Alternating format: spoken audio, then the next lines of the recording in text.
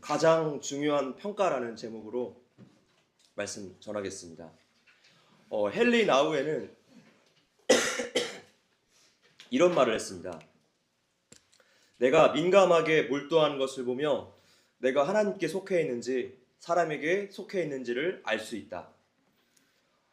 사람들의 약간의 공격에도 심하게 분노를 한다거나 또 약간의 거절에도 너무 우울해 한다거나 약간의 칭찬이나 성공에 심히 흥분하는 사람, 주변 사람의 반응에 민감하게 요동을 치는 사람은 바로 인정 중독에 빠진 사람입니다. 우리에게 평가는 중요하죠. 이 평가를 통해서 우리가 성장할 수 있기 때문입니다. 그러나 잘못된 평가, 또 중요하지 않은 평가에 집착하는 것은 오히려 우리에게 해가 됩니다. 우리에게 가장 정확한 평가와 가장 중요한 평가는 오직 하나님만이 하실 수 있습니다. 반모섬에 유배 중인 사도 요한을 통해서 보내어진 예수님의 6번째 편지가 빌라델비아 교회에 도착합니다. 서머나 교회에 이어서 예수님께 칭찬만 받은 두 번째 교회였죠. 하나님의 책망을 비켜갈 수 있는 교회가 역사적으로 몇이나 있었을까요? 또한 오늘의 한국교회는 어떠할까요? 늘 두려운 마음으로 이 편지를 보게 됩니다. 빌라델비아는 사대로부터 동남쪽으로 약 40km 지점에 위치한 도시인데 아시아 지역으로 뻗어 있는 무역의 교차로, 또 허브의 역할을 하고 있어서 소위 동방의 관문이라고 불렸던 그런 도시였습니다. 로마와 아시아를 연결하는 통로였던 것이죠. 로마는 이 빌라델비아 교회를 통해서 소아시아 전역으로 로마의 정치, 경제, 문화적인 영향력을 확산했기 때문에 이 도시를 아주 중요하게 여겼습니다. 지금 지도를 보시면 빌라델비아가 이 소아시아 지역의 거의 중앙에 위치하고 있습니다. 모든 길이 이곳으로 통하는 것이죠. 이러한 지리적 위치 때문에 상업이 발달할 수밖에 없는 굉장히 부유한 도시였다고 합니다. 우리가 그동안 소아시아 지역의 여러 도시들의 배경 지식을 우리가 배웠는데, 그렇다면 제가 문제를 하나 내겠습니다. 도시에 상업이 발달하면 자연히 무엇이 발달합니까? 상인 길드가 발달하겠죠. 상인 길드. 그리고 이 상인 길드의 발달은 바로 그 도시에 있는 성도들의 핍박과 박해로 이어졌습니다. 이 상인조합의 활동에 항상 우상 숭배와 음란 제사가 뒤따랐기 때문에 성도들이 신앙을 지키기 위해서는 모든 경제적인 혜택들을 다 포기해야만 했습니다. 그래서 빌라델비아 교회 성도들은 극심한 경제적인 어려움을 겪어야 했고 종교 혼합주의의 그 신앙적인 미혹도 무수히 받아야 했습니다. 또한 이 도시의 북쪽 지역에는 화산으로 이루어진 평원이 있었는데 그 비옥한 토지에서 재배되는 포도와 최상급 포도주로 유명한 도시였습니다. 그래서 이 도시의 특징을 반영하듯이 시민들이 자신의 수호신으로서 술의 신이라고 불리는 디오니소스를 섬겼습니다.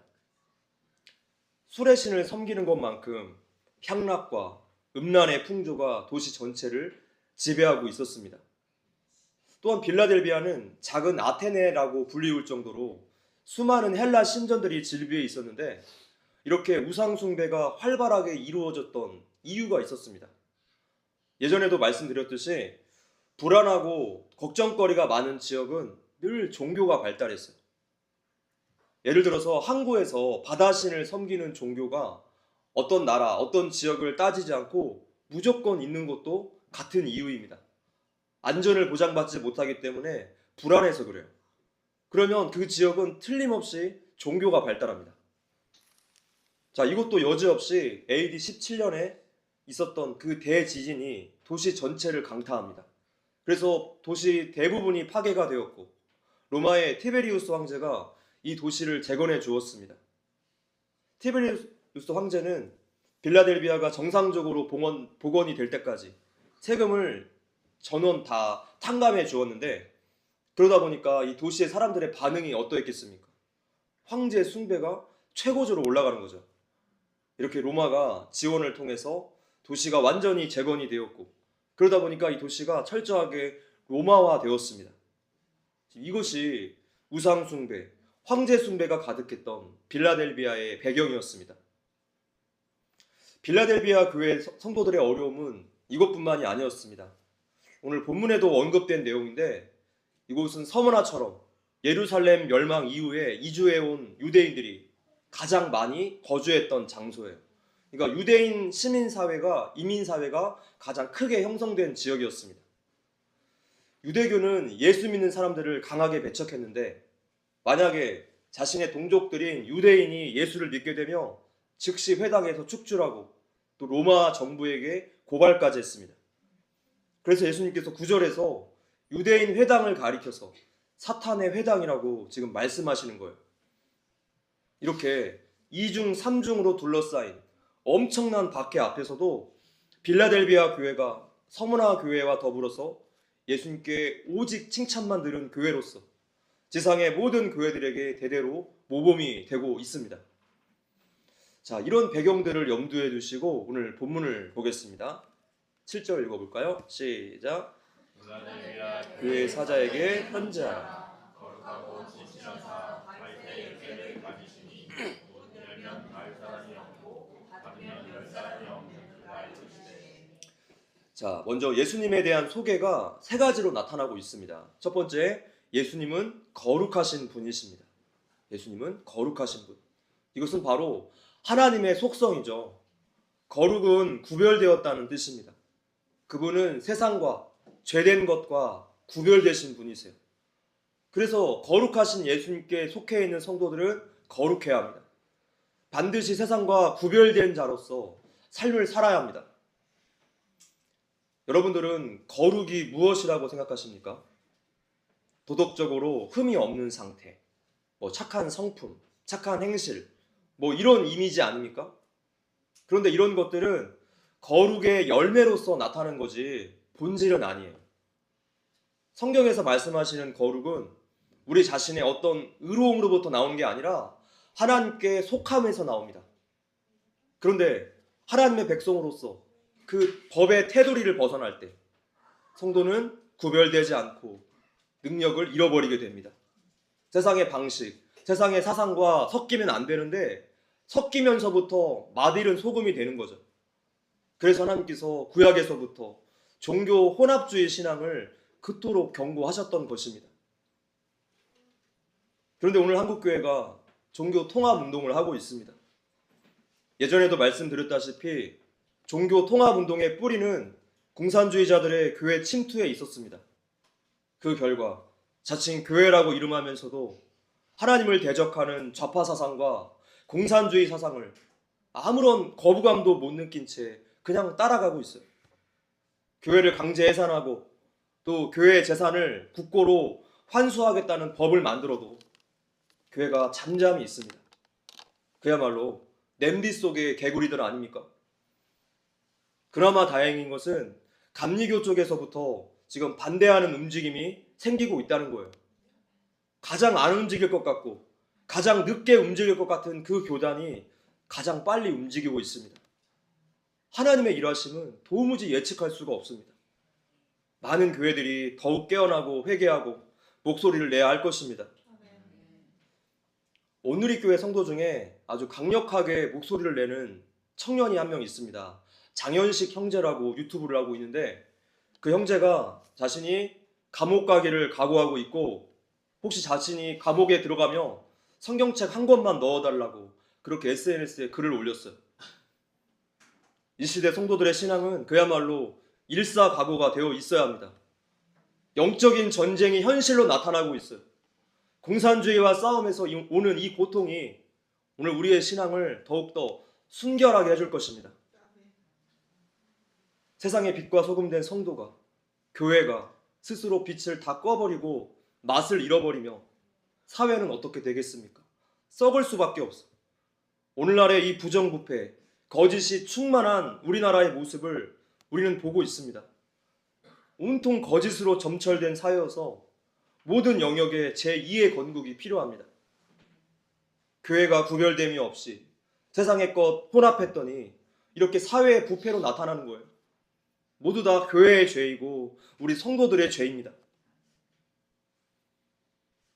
사사기에 나오는 삼손의 삶이 성도의 거룩, 구별된 삶이 무엇인가를 우리에게 분명히 알려주고 있습니다.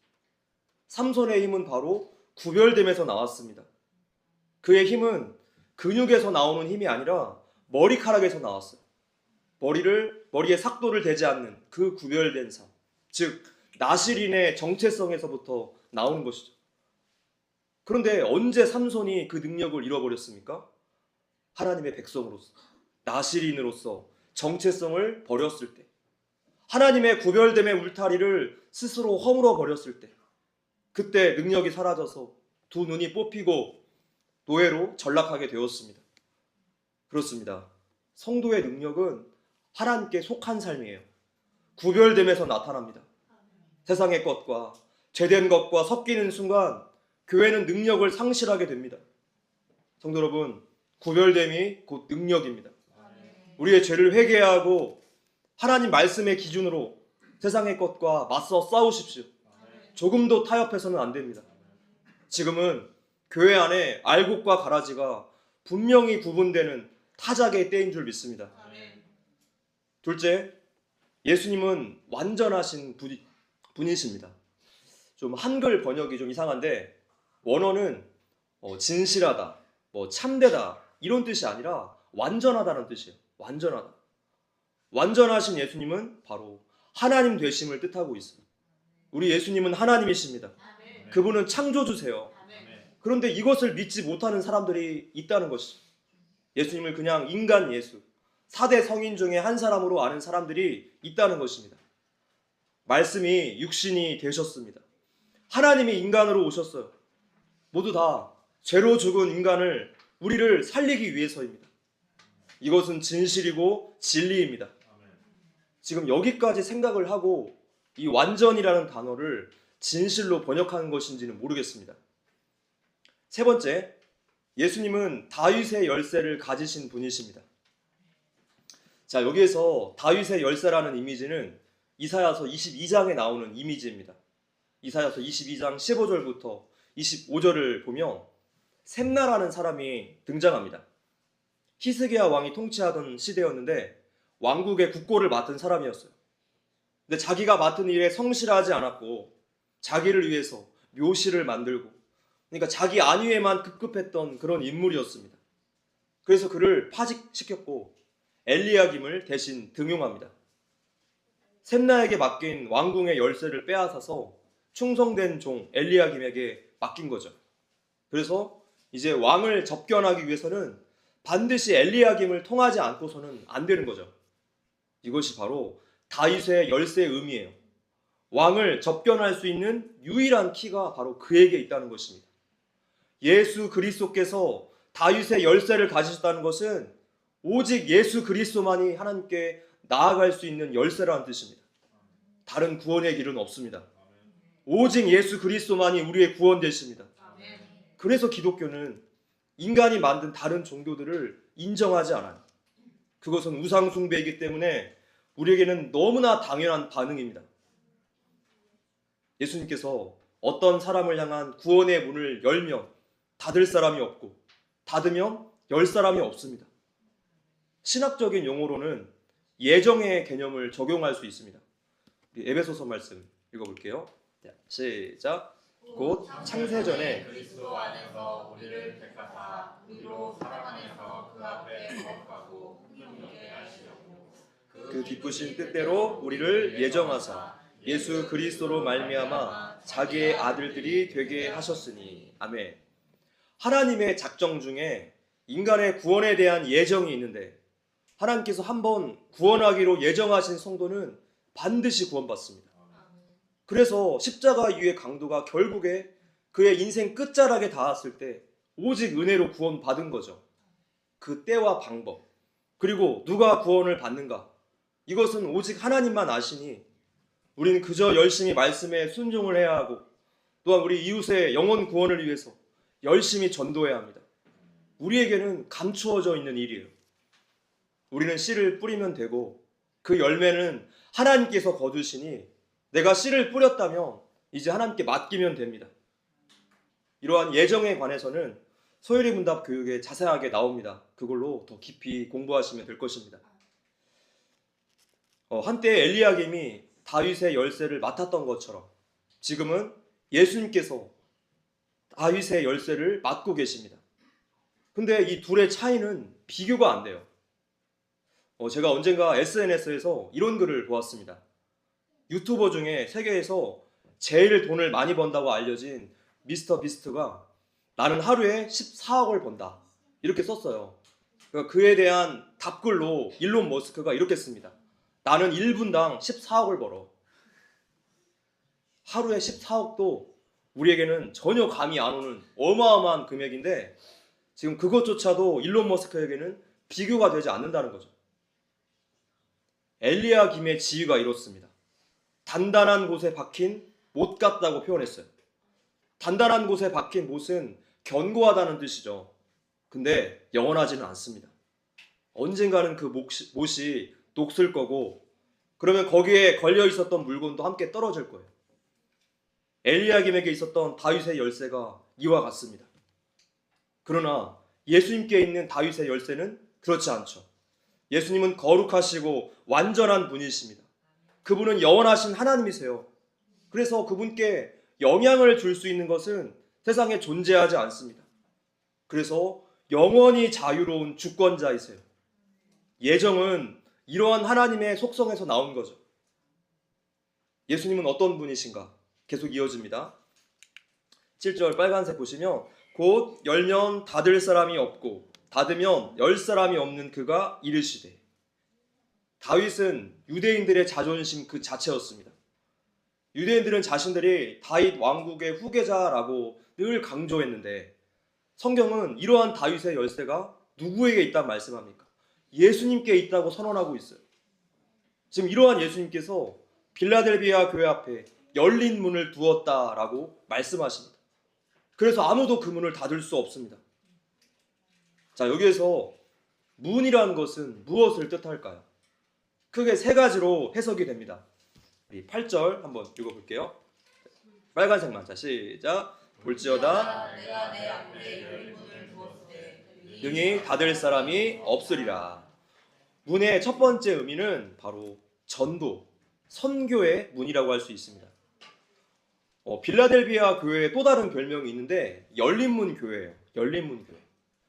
우리나라에도 열린문 교회라는 이름이 많이 있죠. 아마 빌라델비아 교회를 생각하고 그 이름을 지었을 것입니다. 바울 서신에서 열린문에 관한 말이 굉장히 많이 나오는데 선교와 늘 직결되는 뜻이었어요. 한 문장만 보면 읽어볼게요. 시작. 내가 그리스도의 복음을 위하여 드로아의 이름에 주 안에서 문이 내게 열렸으되. 주 안에서 문이 열렸다는 것은 그 지역에 복음을 전할 수 있는 기회의 문이 열렸다라는 뜻입니다. 지금 우리가 빌라델비아의 그 위치적인 면을 보아서도 로마와 아시아를 연결하는 교통의 허브였기 때문에 지금 이 문이 선교의 문이라는 해석은 충분히 설득력이 있습니다. 빌라델비아로 모든 사업가들, 또 군인들, 상인들, 관광객들이 다 지나다녔어요. 그래서 복음을 전하기에 얼마나 안성맞춤인 곳이겠습니까? 이 세상에 우연이라는 것은 없습니다. 하나님의 작정의 범위는 온 세계이고 그 모든 것이라고 말씀했어요. 그리고 우리 그리스도인들에게 있어서 어떤 기회란 모두 다 이렇게 전도의 문으로 연결되어 있습니다. 그것이 바로 예수님의 지상 명령이기 때문이에요. 예수님은 그 영혼이 구원받기를 바라십니다. 여러분 한 사람 한 사람이 각자의 자리에서 영적인 교통의 허브가 되어야 할 것입니다. 때를 얻든지 못 얻든지 하나님을 자꾸 드러내는 일에 힘써야 돼요. 지금 그거 하라고 그 가정에 또 그 직장에 그 관계 속에 보내셨어요. 우리가 태어난 목적 또 하나님께 보냄받은 목적을 분명히 해야 합니다. 하나님의 영광을 위해 우리가 살아야겠습니다. 할렐루야. 문의 의미 두 번째는 하나님의 뜻과 때, 섭리라고 할 수 있습니다.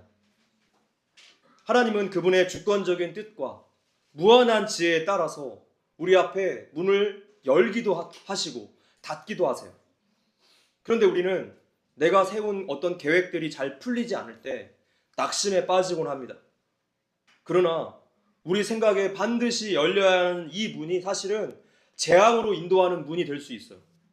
그럴 때 하나님이 닫으시는 거예요. 사랑하는 자녀들에게 해가 되기 때문입니다. 그래서 우리가 문이 닫혀 있을 때 하나님의 뜻을 깊이 생각할 수 있는 시간을 갖게 되는 거죠. 열린 문 앞에 있는 사람은 기도하지 않아요. 아쉬운 게 없기 때문에. 닫힌 문 앞에 서 있을 때 우리가 드디어 하나님만 생각하고 그분을 의지하게 돼요. 그때 우리는 겸손해집니다. 그때 우리의 믿음이 성숙돼요. 닫힌 문 때문에 우리는 하나님을 기다리는 법을 배우게 되죠. 그리고 때가 되며 열어두시는 그 은혜를 우리는 경험하게 될 것입니다. 문의 의미 세 번째는 바로 종말론적인 구원의 문입니다. 지금 이 서신 자체가 종말론적인 메시지를 담고 있기 때문에 새 예루살렘 성전으로 들어가는 문으로 해석이 되는 거죠. 종말론적인 하나님 나라, 곧 천국으로 들어가는 문이 예수님의 권세에 속해 있음을 말씀하고 있어요. 예수님께서 빌라델비아 교회 앞에 새 예루살렘으로 들어가는 열린 문을 두었는데 어느 누구도 그 문을 닫을 수 없습니다. 왜냐하면 그 문의 열쇠인 다윗의 열쇠는 오직 예수님만 소유하고 계시기 때문이죠. 구원은 오직 예수님께만 있습니다. 다음, 내가 내 행위를 아느니. 앞에서도 예수님은 에베소 교회 행위를 아신다라고 말씀하셨습니다. 두아디라 교회 행위도, 사대 교회 행위도 예수님은 다 아세요. 예수님은 우리의 모든 행위를 다 아십니다. 오늘 우리의 눈에 예수님이 보이지 않는다고 해서 예수님 눈에도 우리가 안 보이는 것이 아닙니다. 예수님께서 열어두신 빌라델비아 교회는 그에 합당한 행위가 있는 교회였어요. 자, 이제 빌라델비아 교회가 어떻게 신앙생활을 했길래 예수님의 칭찬만 받았는가, 그 이유가 나옵니다. 빨간색 읽어볼게요. 시작. 네가 작은 능력을 가지고서도 내 말을 지키며 내 이름을 배반하지 아니하였도다. 큰 것을 나타낼 때 메가라는 접두어를 사용합니다. 인구가 100만이 넘는 도시를 메가시티라고 하죠. 그렇다면 메가의 반대말은 마이크로예요. 마이크로. 지금은 반도체 시대이기 때문에 이 마이크로칩이라는 말을 많이 들어보셨을 것입니다. 자, 그런데 빌라델비아 교회의 능력이 마이크로랍니다. 보이지 않을 정도로 너무나 보잘것없고 작다는 뜻이. 구체적으로 빌라델비아 교회는 세상적으로 보았을 때 성도의 숫자가 적고 신분이나 지위가 보잘것이 없었고 경제적 상황도 어려운 그 가난한 하층민들로 구성이 되어 있었습니다. 상인 조합에 타협하면 부자 될 수 있고 떵떵거리면서 잘 살 수 있어요. 그런데 예수님을 배반할 수 없었기 때문에 그들은 자발적으로 가난함에 뛰어든 것입니다. 상인 조합에서 취급하지 않는 그 사회의 가장 밑바닥인 직업들을 선택할 수밖에 없었어요. 또한 주 17년에 있었던 대지진으로 도시가 폐허가 되었는데 지진의 충격이 일상생활의 한 부분이 됩니다. 이 빌라델비아는 또 다른 별명이 있었어요. 지진들이 충만한 빌라델비아. 이런 별명이 있었습니다. 지금 대지진 이후에 여진이 나타나죠. 여진이 나타난다는 것을 우리가 알 수 있었어요. 자, 이런 곳에서 빌라델비아 교회는 생계 문제 때문에 더욱더 힘들었을 것입니다. 가족들을 먹여 살려야 하니 상인 조합의 가입 유혹은 더욱 현실적인 문제였어요. 빌라델비아 교회는 7교회 중에서 가장 역사가 짧았습니다. 규모도 가장 작습니다. 라오디게아 교회처럼 재력과 영향력도 없었어요. 교회 안에 유명한 목회자도 없었습니다. 또 에베소 교회처럼 바울이 만든 두란노 서원, 제자훈련 같은 그런 훌륭한 훈련 프로그램도 없었습니다. 사대교회처럼 이름이 유명하지도 않았어요. 자, 이렇게 당시의 교회들에 비해서 뭐 하나 뛰어난 점이 없는 교회였는데도 그 작은 능력에도 불구하고 예수님께 칭찬을 받았습니다. 내 이름을 배반하지 않았다라는 것은 교회가 예수님을 배반할 수밖에 없는 겹겹이 둘러싸인 유혹과 압박을 계속해서 받았다는 뜻이에요. 바로 상인 길드 때문에 그렇습니다. 그 가운데서도 예수님의 말씀과 그분의 이름을 부인하지 않았습니다. 지금 이러한 믿음이 이 혼탁한 미혹의 시대를 살고 있는 우리에게도 너무나 필요해요. 하나님께 이런 믿음을 구하십시오. 지금 이 시대는 죽으면 죽으리라 일사각오의 믿음이 필요해요. 또한 게으르지 말고 힘써 하나님을 배우십시오. 그들은 예수님을 사랑했기 때문에 재물의 유혹과 세상 명예의 유혹을 거부하고 작은 능력을 가지고서도 하나님 말씀을 지켜내었습니다. 주 예수보다 귀한 것은 없네. 우리가 많이 드리는 이 찬양의 고백을 그들은 삶으로 드린 거예요. 성도 여러분, 정말로 예수님보다 나에게 귀한 것은 없습니까? 그것이 무엇이든지 머뭇거리지 않고 포기할 수 있겠습니까? 오늘 나를 당장에 데려가신다면 소돔성에서 소금 기둥이 된 롯의 아내처럼 뒤를 돌아보지 않고 기쁨으로 감사로 주님 맞이할 수 있겠습니까? 성도들은 매일매일 이 질문 앞에 서 있어야 돼요. 예수님은 능력이 큰가? 능력이 작은가? 여기에 전혀 관심이 없으세요. 예수님의 관심은 내가 준 그 말씀을 지켰느냐, 지키지 않았느냐, 여기에 있는 거죠. 우리가 교회와 신앙을 평가하는 기준과 하나님께서 평가하는 기준은 완전히 다릅니다. 바울이 이렇게 말씀했어요. 읽어볼게요. 시작. 형제들아, 너희를 육체를 따라 지혜로운 자가 많지 아니하며 능한 자가 많지 아니하며 문벌 좋은 자가 많지 아니하도다. 그러나 하나님께서 세상에 미련한 것들을 택하사 지혜 있는 자들을 부끄럽게 하려 하시고 세상에 약한 것들을 택하사 강한 것들을 부끄럽게 하려 하시며 하나님께서 세상에 천한 것들과 멸시받는 것들과 없는 것들을 택하사 있는 것들을 패하려 하시냐니. 29절. 이는 아무 육체도 하나님 앞에서 자랑하지 못하게 하려 하심이라. 아멘. 성경의 하나님은 오히려 연약한 자들을 들어 사용하셨어요. 이는 아무 육체도 하나님 앞에서 자랑하지 못하게 하려 하심이라. 작은 능력 가지고도 하나님을 기쁘시게 해드리며 말씀에 순종하며 하나님은 그 성도와 교회를 들어 사용하실 것입니다. 안데스 산맥 원주민들에게 전해오는 이야기가 있습니다. 세상에서 가장 작은 새라는 이야기인데요. 한번 읽어드릴게요. 숲이 타고 있습니다. 동물들은 앞을 다투어서 도망을 갑니다.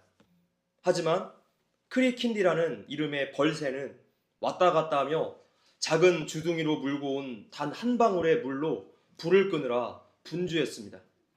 다른 동물들이 크리킨디를 비웃었습니다. 그것이 무슨 소용이 있느냐라는 것입니다. 크리킨디가 대답했습니다. 나는 내가 할 수 있는 일을 할 뿐이야. 깊은 울림이 있는 이야기 같습니다. 지금 빌라델비아 교회가 그런 교회였다는 거예요.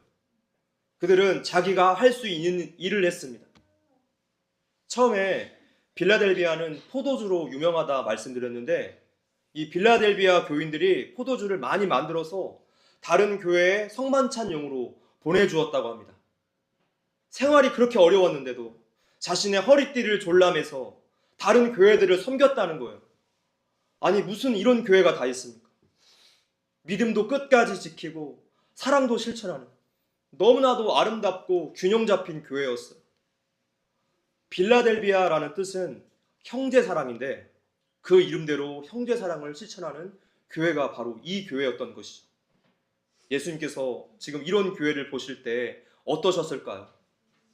우리가 이런 성도, 이런 교회가 되기를 간절히 바랍니다. 그 일이 대단한 일이냐, 보잘것없는 일이냐, 이것은 예수님께 아무런 의미가 없어요. 이름도 빛도 없이 누가 알아주건 말건 교회는, 우리 성도는 하나님께서 기뻐하시는 일을 하면 됩니다. 그것으로 만족하셔야 돼요. 지난주 목요일에 삼전동 주민센터에서 저에게 전화가 왔습니다. 8년간 저소득층에 보내준 그 후원금에 대해서 감사하다고 표창장 전달 행사에 오라는 그런 용건이었어요.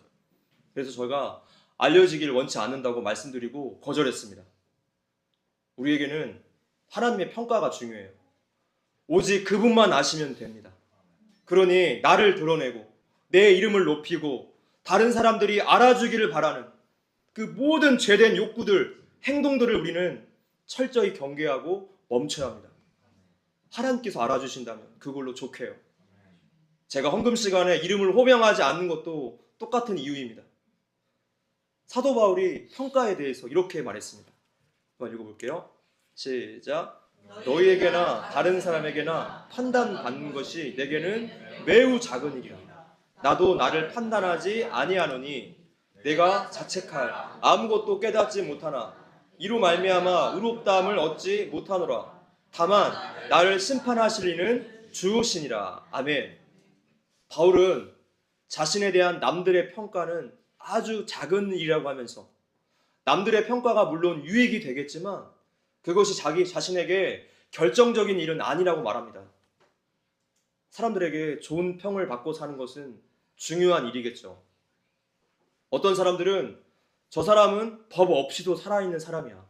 정말 멋지게 살았고 저 사람 천국 못 가면 누가 가겠어.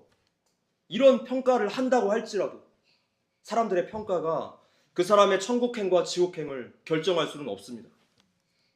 그러면서 바울은 하나님의 평가와 판단만이 가장 결정적이고 중요하다라고 말씀해요. 5절을 읽겠습니다. 시작.